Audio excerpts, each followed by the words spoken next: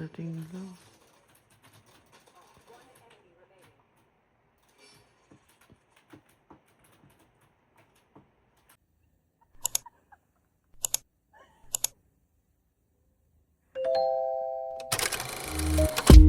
I can be stubborn, thinking I'm right. I can be late, cause I'm taking my time. I can be driven, ambitious, your best friend, love of your life. I can be selfish, trying to be kinder, always forgetting, needing reminders. But I'll always be there when you need me. Cause I know that two things can't be true. Cause I get so confident.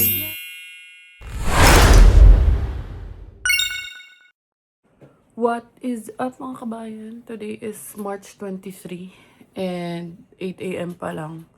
And si Bianca kakauwi niya nga lang galing work. So nag-Valorant lang siya ngayon kasi may check-up tayo sa ophthalmologist na yun nga sa ni-refer nung optometrist sa mall, yun sa Champlain. Tapos na-refer ako dito and grateful ako na luckily nagkaroon tayo ng schedule agad, which is today nga. So ayun, isasama ko kayo kung ano man yung ganap natin kasi off naman ngayon at saka bukas ni Bianca. So ayun, let's go! Yun mga kabayan, it's -4 degrees and nag-snow na naman anak ng Toki. So, ayun si Bianca. So, ayun mga kabayan, 8:17 pa lang and isa sa mga agenda namin is magbalik nitong, ito yung ano, yung mga gamit sa dati kong work nga. Teka, ipapakita sa inyo yung mga books. So, ayan. Ayan yung shinare ko sa inyo na nire-review ko nga. Tapos ito yung booklet. So, ayan, ganyang kadami. So, isusoli na natin to. So, ayan mga kabayan, nandito na tayo. And babalik na natin. Yan na. Diba, puti na naman pala si Aster. Diretso na tayo sa clinic kahit medyo maaga pa. Uy, dulas. Dulas yan. So, ayun mga kabayan, darating tayo ng mga 8:41. May ilang minutes pa para mag-antay. Pero okay na yun. At least nandun na tayo. And hopefully open na yung clinic para matapos na rin tayo agad. So, i-update ko kayo kung ano man ang mapag-usapan namin dun sa ophthalmologist nga or kung ano man yung i-require. And ang galing nga kasi nung binanggit ko yung name and nung sinabi ko na ni-refer ako sa ophthalmologist, pares kami ng doctor ni IJ. So, dyan din daw siya ni-refer for something about the eye. So, ayun. Hopefully, it's nothing serious.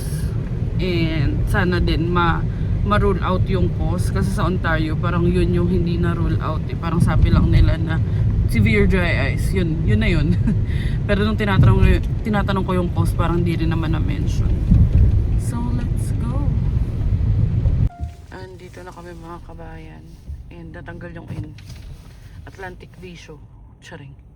So, ayan, mukhang may mga tao na. So, papasok na ako para yun yata ako pinto. So, oo, sige. Para makaano ka rin.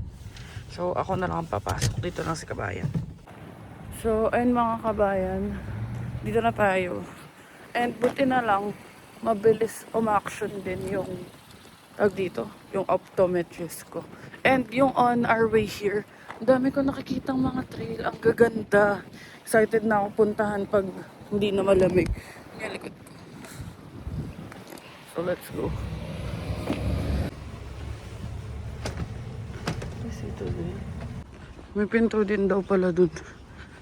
Tingnan natin. Hindi ko kasi alam eh. I mean, first time ko dito. Espa yan eh. Ah, ito. Dr. Mongi.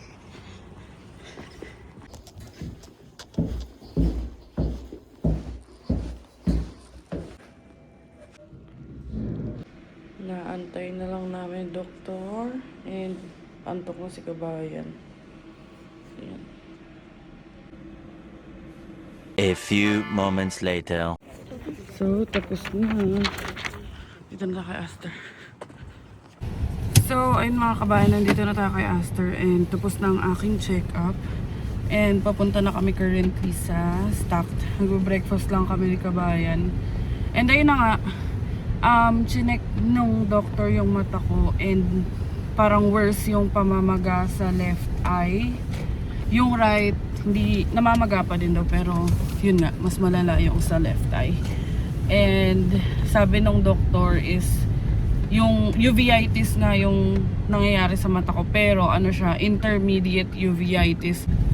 Ayun, so meaning to say yung intermediate uveitis, ano siya, yung harap and yung likod daw, yung gel. Pero sinerge ko parang vitreous gel yung tawag. Basta yung gel yung namamaga sa mata ko. Tapos dami niyang mga questions nga kasi usually sinerge ko din sa internet. Usually related sa autoimmune disease yung etong uveitis. Tapos may mga questions siya kanina, like dumating pa nga sa point tinanong niya kung may STD. May STD ba to? Like, kung may history daw ba ng STD, tapos oral and genital ulcer, yung mga ganun na questions na, which is sabi ko nga, not that I know of, wala, kasi hindi rin naman ako nagpapacheck. So ang next step namin is magba-blood work ako. Sabi niya, since nakapag blood work ako sa Hamilton, mukhang usually daw negative daw talaga yung lumalabas kasi nga unknown yung cause, pero ang gagawin niya daw is extensive na blood work, x-ray, tapos papa-TB test din daw ako kasi sabi ko never naman ako nagka-TB. Hindi rin naman ako ubuhin. So ayun, ipapacheck niya, tapos babalik daw ako sa kanya, may follow-up check-up ako after 6 weeks. Tapos yung gamot ko, kasi ngayon nag-lower down to 3 times a day na ako. Pero ang advice ng doctor, ni Dr. Mongi kanina is go back to every hour na naman yung gamot ko. And luckily may mga gamot pa ako sa bahay. May dinagdag lang siyang isang gamot na ipapatak ko sa left eye, pang dilate nga daw kasi nga namamaga pa rin yung nang sobra yung left eye ko. Tapos, siguro ang good news is tinanong ko if will I get my vision back kasi nga 2020 talaga yung paningin ko before. Sabi ko nga sa inyo mas malinaw pa to sa future ko before. Sabi niya yes naman daw kasi hindi daw affected yung gitna ng mata. And ang galing kasi doon sa clinic na yon at 2 room yung pinasukan ko for yung parang test, yung parang pre-check-up ganyan. Basta bago ko i-meet yung doctor. Tapos, dun sa pangatlong step is, nagsuot ako ng VR. Tapos may titignan ka. As in VR talaga. Tapos may hawak-hawak ka na pinipress. Tapos every time na may makikita kang white dot, dun sa gilid nung nasa center, parang ipipress mo siya. So, amazed na naman ako. And then, ayun, babalitaan ko na lang kayo kung anong meron. Pero ang mahalaga sa amin is una, covered siya ng Medicare. Pangalawa is as early as now napapacheck natin siya. So ayun, mamaya pagkatapos namin kumain, dadaan lang siguro kami ng Shoppers, bibili namin yung isang additional na gamot. Kasi yung 2 gamot na pinapatak is meron pa naman ako.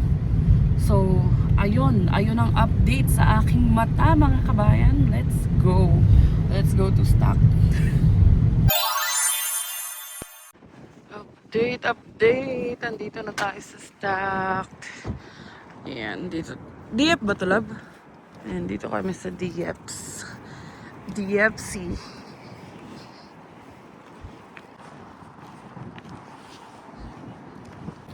Nagpa-search siya ng ibang breakfast place. Pero, nagbago rin naman isip niya. Thank you.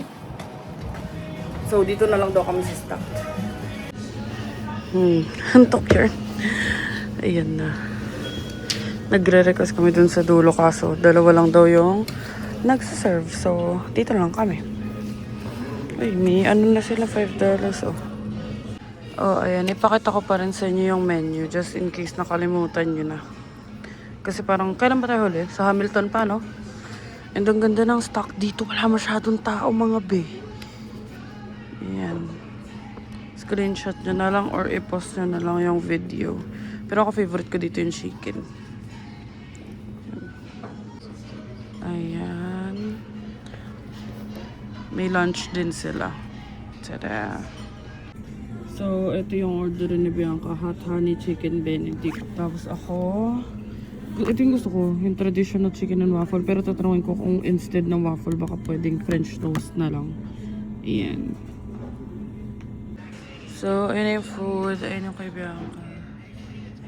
Ito yung sa atin. Tapos, nag-order na lang kami French toast. Kasi, hindi siya kagaya dito sa Hamilton. Sa Hamilton kasi, chicken and waffles. Pero yung waffles, napapa-customize ko ng ng pancake. Dito hindi daw pwede. So, ayun, naparating na yung French toast ko. So, ayun, hindi lang masyadong friendly si ate. Aga-aga. Sarap? Fresh pa lang yun, babe. Ah, fries walang ba yun? Kain tayo mga kabayan. Sa hot sauce. Ayan. Sarap. Sarap? Yung ito din, ang sarap niya. In all fairness. Ito, baka snack na lang namin yan mamaya. Itong kinakain ko tsaka yan.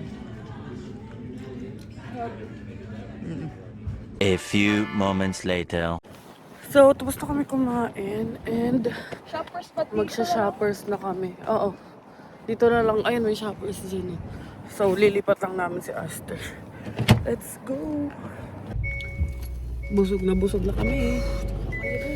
And, mabigat na yung mga mata namin kasi nga, sinasabayan ko yung tulog niya. So, ayun, mag-shoppers na muna tayo. Bibili muna ako ng gamot. Ayan, dito na tayo. And, bababa na tayo. Tara, dala natin yung prescription. Sana nagko-cover ng prescription ng Medicare. Malalaman natin, babalitaan ko kayo. Yung health card dito, Medicare ang tawag. Hindi pala healthcare. Yung health card dito, Medicare yung tawag. So, let's go sa pharmacy.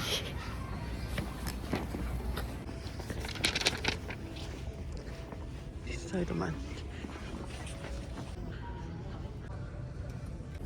So, half an hour to 45 minutes pa daw.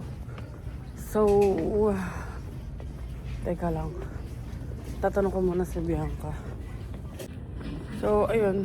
Binalik na sa akin yung prescription ko kasi 30 minutes to 45 minutes pa daw. Eh, medyo malayo to sa amin. I mean, when I say malayo, mga 10 minutes sa amin to. I mean, Shoppers Drug Mart naman na malapit sa amin. So, doon ko na lang ipapaprocess tong prescription na to. Lalaglag pa nga ni. So, andyan na si Bianca. And, baka idaan na rin muna namin to kasi kailangan. And yung bibiling ko is yun yung pamatak sa left eye lang. So, let's go. So, update mga kabayan. Andito kami sa may Dieppe. And, as of this point, ay, ang ganda nung na-distract. Ay, river. Yoko. Sabi ko nga may pinatak sa mata ko kanina nga ni. So, ayun, napag-decide namin na uwi na muna kami. And mamaya, pagising na lang namin sa gabi kami magsha-shoppers. Kasi, antok na din siya. And antok na rin ako. Medyo sumasakit na yung ulo ko. And yung dalawang gamot naman, yun nga yung sabi ko, meron naman ako sa bahay. So, umuwi na muna tayo at magpahinga. At mamaya ako na lang kayo i-update at magpapasound trip muna kami. So, see you guys later. A few moments later. 7:42 PM and minus 2 degrees ngayon. Kagising lang namin ni Bianca. So, nagising kami, anong oras ba? Nagising kami mga 6:30 ganyan, tapos nagbihis lang kami. Para diretso na kami sa shoppers. Hindi na ako nag-ayos, nag-cup na lang ako.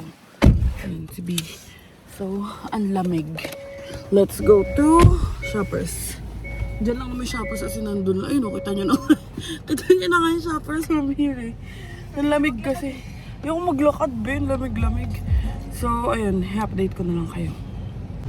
Ayan na, ganun lang. And dito na kami sa dito na ako bibili ng gamot sa shoppers malapit sa amin para pag nagpa-refill, dito na lang din. Ayan, ako na lang bababa. Bababa ka ba? Oo, ako na lang bababa. Tinamad na rin ako mag-winter boots kaya nag-crocs na lang ako. Ayan siya. Kasus pa. Pares kaming nakagap. Ayan o. Machi-machi.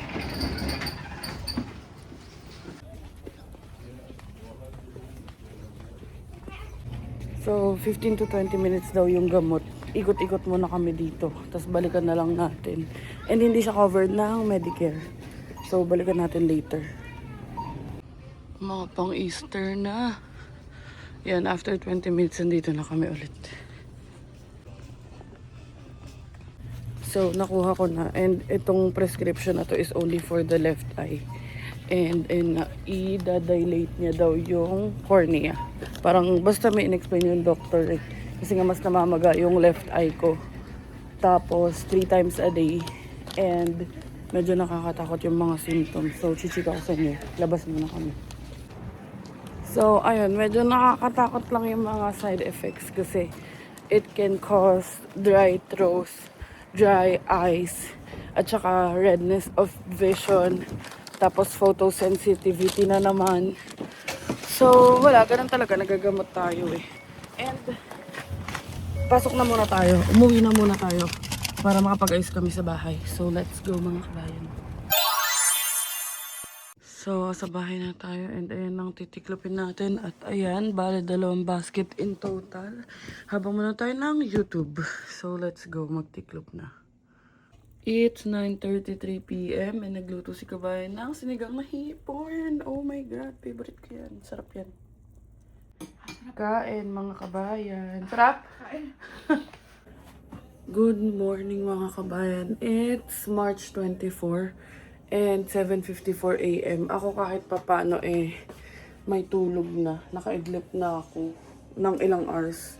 Unti lang, siguro mga 2 hours. Si Bianca hindi pa natutulog. Nagluluto siya ng breakfast ngayon and naligo siya para daw itatry niya maidlip mamaya or matulog na mamaya. So, ayun, bantayan natin yung niluluto niya, pakatawasan niya. Ayan, nagluluto siya ng longganisa. Tapos nakapagluto na siya ng corned beef at saka ng egg. So, ayan yung corned beef and ito yung egg.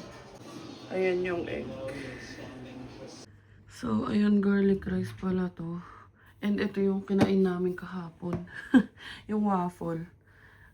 And ayun si kabayan, fresh na. Wow, bagong golly. And matagal pala ako nakatulog. Simula pala mga 3 a.m.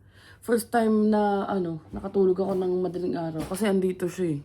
Hindi ako nakapag-isip-isip. Sabi ko sa kanya, tulogin mo nga ako. O ayun, bagsak. Tulog nga ni.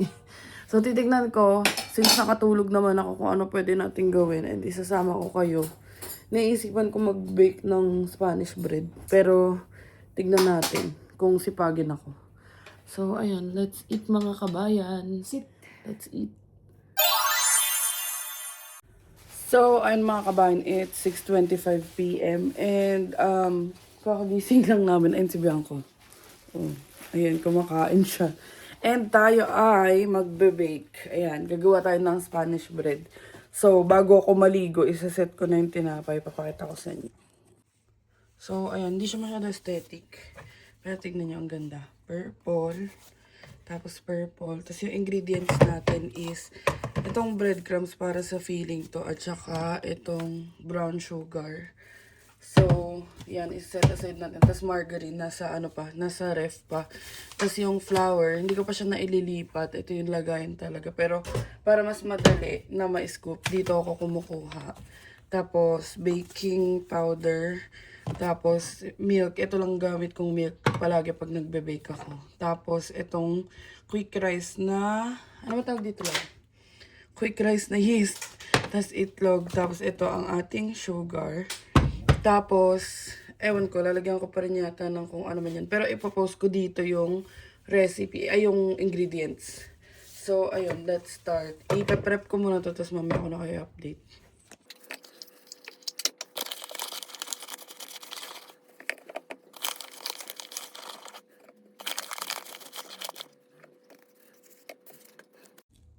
So, ayun mga kabayan, andito meron na tong salt.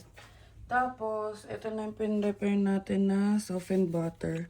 So, 2 tablespoon yung kailangan natin. Ayan. And then, ano ko na rin yung warm milk. So, ayan, 2 tablespoon lang ng butter.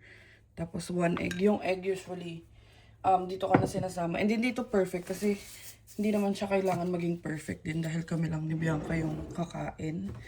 So, ayan. Tapos, ito na yung ano ko, na may yeast. Tapos, andito na rin yung sugar at saka warm milk. So, teka lang. I-ano muna natin yung egg. Dito ko na rin ilalagay yung egg sa wet ingredients. Tapos, inayos ko na rin tong mat. Ayan, dito natin ilagay yung egg.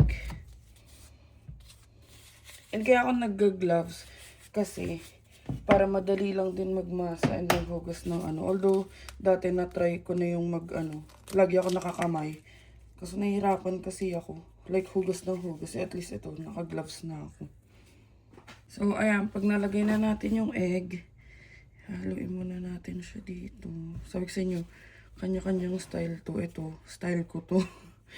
Tapos, ito, ilalagay natin. Kalahati muna.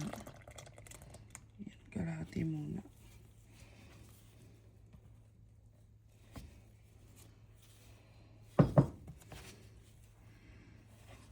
Tapos, imimix natin. Hindi na ako may hand mixer ako, pero parang mas ano ako kapag ganito lang. Kapag, dito, kapag naghahalo-halo lang. And, mamaya-maya naman, imamasa ko na to gamit kamay. Kasi tinapay naman siya. So, no problem sa ganun. Tapos Spanish bread naman tong gagawin natin.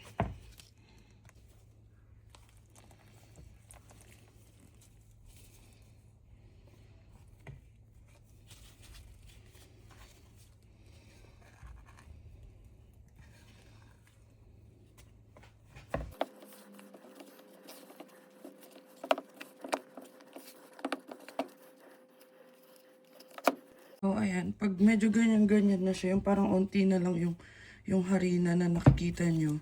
And medyo namumuo na siya. Ang gagawin ko, ililipat ko na siya dito sa mixing, ang tawag dito mixing, tuloy.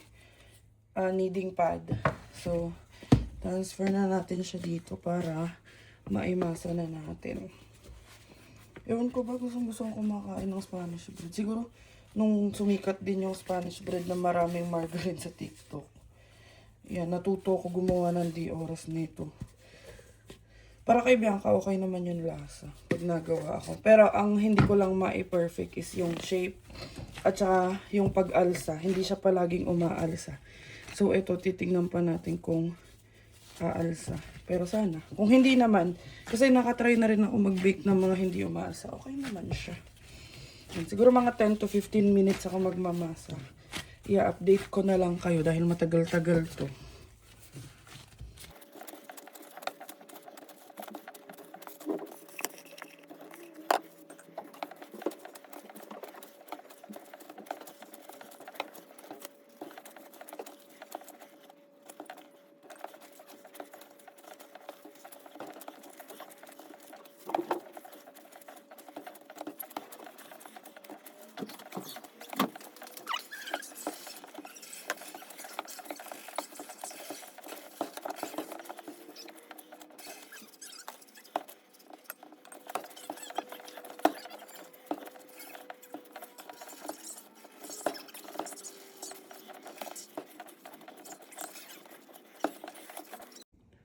So, ayun na mga kabayan, namasa ko na. And then, tatakpan lang natin ng cling wrap. Tapos, babalikan natin after an hour. A few moments later. Update mga kabayan, it's 7:53. And, start na tayo gumawa ng, nakaligo na ako. Start na tayo gumawa ng, ng filling nung Spanish bread natin. And, ayun pala yung turo ng kapatid ko. Sabi niya, pag magbe-bake nga daw or magluluto, ganyan, kung walang hairnet, mas magandang basa yung buhok mo. Ewan ko, sa kanya ko lang nalaman yun. And, eto naman, kami lang din naman ibang kakakain. So, ipapakita ko sa inyo, gawin na natin yung filling. Samahan niyo ako. And, hindi siya umaalsa. Pero okay lang yun. Ganyan naman talaga pag nagawa ako. So, and okay naman. Nakailang gawa na ako ng Spanish bread. Siguro lagpas 5 na. So, ayun. Gawa na tayo ng filling. So, ang kailangan natin is 1/3 cup ng, ito 1/3 cup ng all-purpose flour. Pero ako, ang ginagawa ko is hinahaluan ko siya ng, hinahaluan ko siya ng breadcrumbs. Ayan. So, parang onting breadcrumbs. Tapos pupunuin ko na lang siya ng, ito.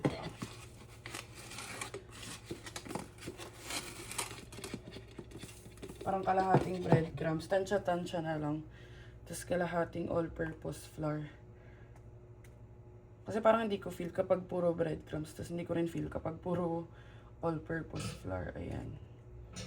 Tapos kailangan natin ng 1/4 cup ng butter. So, 1/4 cup ng butter, tas 1/4 cup ng, tawag dito, sugar. Pero ako, ang gamit ko, first time kong gagamitin is margarine. Ayan, margarine to. Tapos, naglalagay lang din ako ng onting salt, pampabalance lang din ang taste.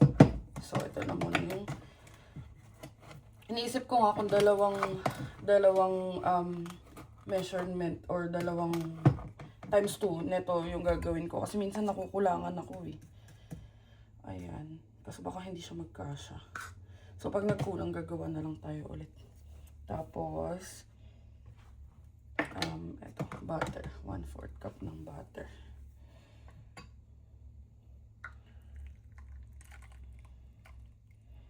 Ayan. Tignan. Tapos, imimix lang natin to. Teka lang, may spatula ako dito na maliit eh. Or ewan ko lang.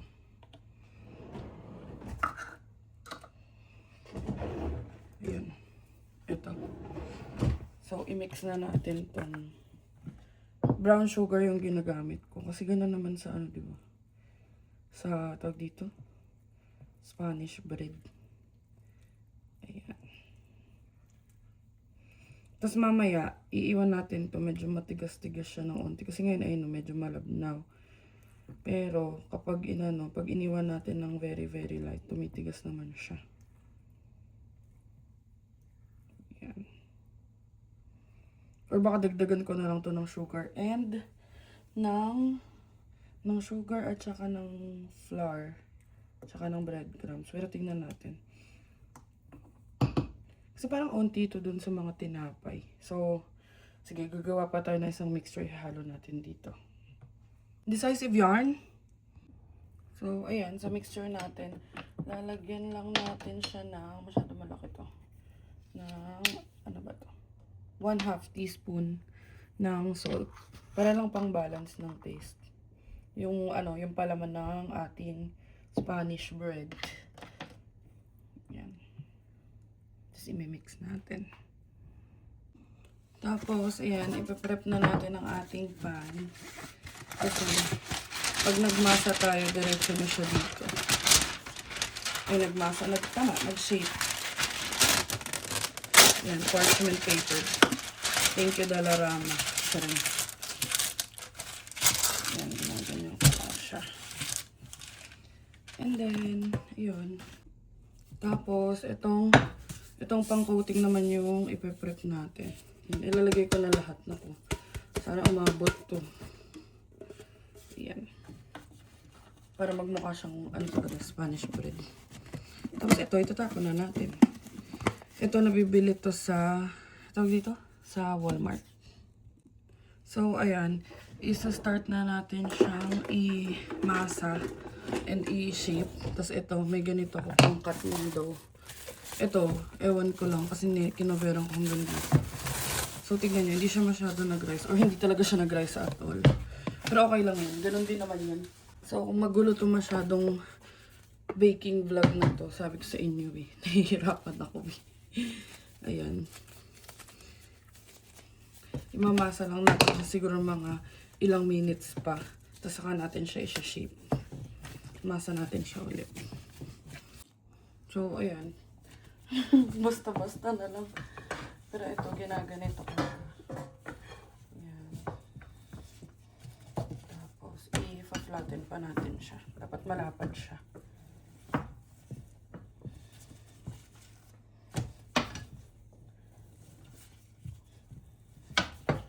Dami pa iba.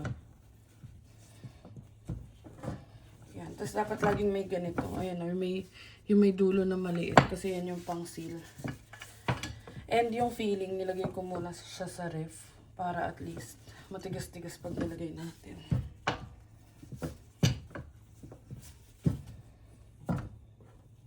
Ayan. Ayan. Try natin mag-ano ng isa.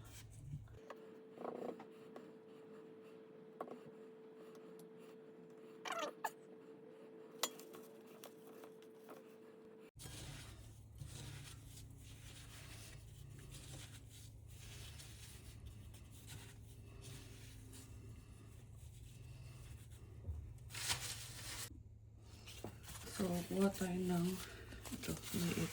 Nag-try na ako ng isa kaso fail. Pero kuha tayo ng medyo maliit lang. Liitan pa natin. Ayan. Ganito kalaki. Tapos, i-roll natin. Kumbaga, kung malisan nyo tong way ng pagbe-bake ko, okay lang. Kami naman kakain.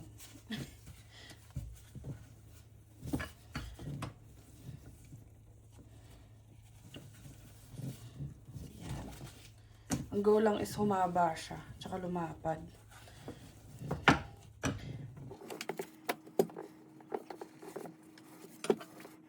Tapos papalapatin pa natin yan. Kasi may ilalapad pa yun eh. Ayan, o, diba? Sabi sa inyo.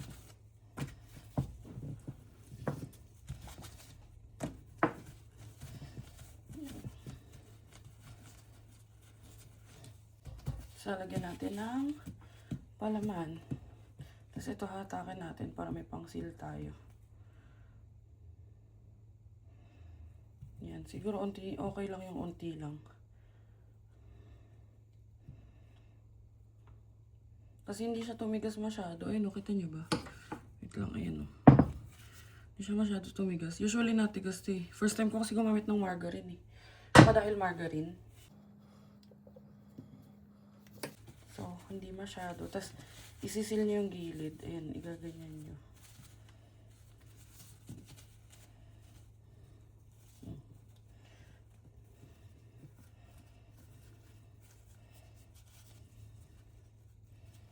Yan, isisil nyo lang siya.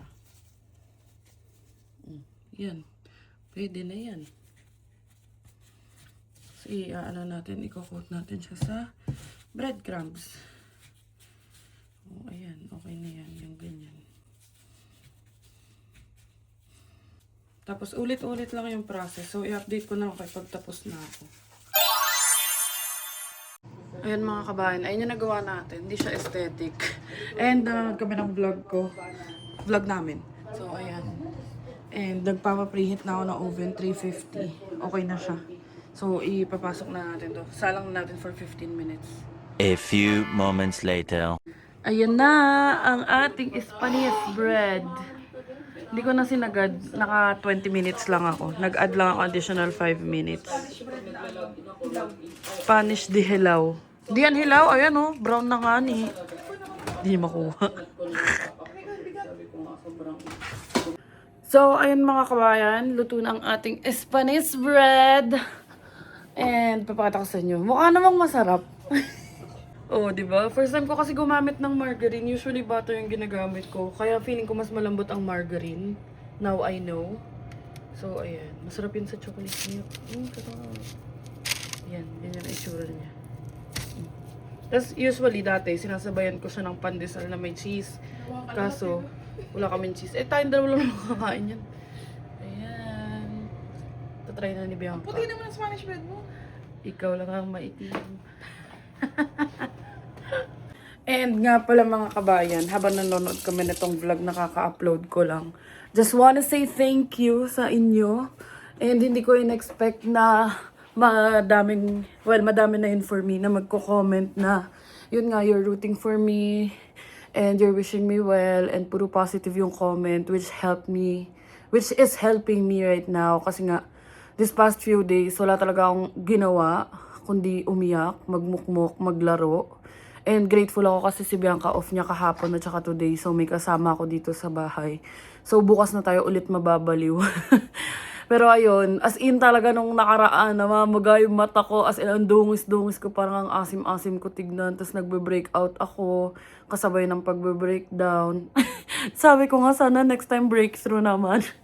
Pero ayun, dumadaan talaga siguro, napagdadaanan talaga yung gantong phase sa buhay. And medyo nawawalan na rin ako ng will to fight. Pero nagdadasal ako, araw-araw ako nagdadasal na ibalik yung yung fighting spirit ko kasi hindi ako to. Alam kong hindi ako to, nalagay lang ako sa situation na hindi ganun kaganda or hindi ko in-expect siguro. And siguro as someone na nandito na sa Canada for ilang years na ba? Magti 3 years na tayo, love, no? O magti 3 years na. Siguro yun lang din siguro yung medyo medyo concern ko lately, na sabi ko nga ang pinagdadasal ko lang is, hindi ko na pinagdadasal ng malaking sahod ng magandang company. Ang pinagdadasal ko lang talaga ngayon is, alam niyo yun, yung magsabay naman kami ni Bianca ng full time. Kasi every time na magsasabay kami ng full time, sobrang saglit lang. Nung time na nagsabay kami ng full time na nasa Ontario pa kami, na lay off naman ako after. So, yun lang siguro. Sobrang, hindi na ako naghahangad ng hindi na ako nag-wish ng sobrang grandiose things. Ang wish ko lang talaga and prayer namin ngayon is kahit pa paano magsabay kami ng work na full-time. And siguro full-time na makakatulong na rin sa papers namin kung hanggat saan ang kaya ilalaban namin. Pero ayun, thank you sa inyo. And parang nung simula nung in-upload ko kanina umaga, medyo kinakabahan pa nga ako. Kasi syempre hindi ko naman hawak yung mga magiging reaction ng mga tao, ganyan. Kumbaga ako nagsishare lang ako ng mga nangyayari sa akin. Dahil nga, feeling ko hindi, parang kulang pag may in-skip ako na part. Parang feeling ko kulang yung sinishare ko sa inyo kapag, although kulang talaga pag may in-skip ako na part. Pero parang hindi siya sa akin, hindi siya okay for me. Kaya sinare ko na nung mga panahon na kaya ko na. So, ayun, thank you sa inyo, and mamaya ako magre-reply dun sa mga comments siguro pag nakahiga na, kasi ngayon nag-aano pa nga tayo, and gusto ko pag nag-comment ako or pag nag-reply ako sa mga comments na is something from the heart din, kasi alam ko you took the time to watch the vlog, you took the time and effort na mag-comment, and ayun nga, magbigay ng mga inspirational messages, and hindi lang comments, may nagme-message din sa akin sa Facebook. So, super thank you, and I appreciate all of you. So, ayun, ikaw, may masasabi ka ba? So, ayun, pinapalamig lang namin, tapos i-taste na natin tong Spanish bread. And, pasensya na ako, kasi hindi talaga ako magaling mag-cooking and baking vlog. So, nag-try lang tayo ngayon para ma-share ko sa inyo yung usual na ginagawa ko. Ayan, mga na yan eh. Sobrang long overdue na niyang Spanish bread na yan. Since wala nga akong will tumayo, kahit tumayo nga, parang noon nakaraan, napapagod pa ako. Or parang, di ko, alam mo yun, gusto ko lang humiga. So, ayan.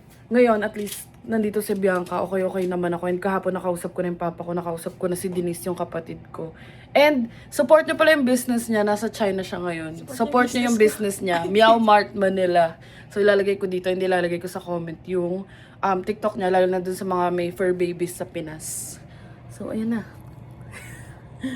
Try na natin. Ayaw ko mainit yan eh. Hindi. Ikaw na. Gusto ko yung reaction mo palagi. Ano? Sarap. Ano? Sarap. Sarap? Kulang sa ano ko. Kulang sa? Sa feeling? O, tumatagos kasi kanina. Ayun, kunin mo na lang dyan sa ilalim. Sarap. Masarap? O, ayun mga kabayan. Aside dito sa video, ilalagay ko na lang din siguro sa description box yung ingredients na ginamit ko for that. Okay lang. Sakto kagat lang, be. Baka mainit. Masarap. Luto naman sa taga nyo.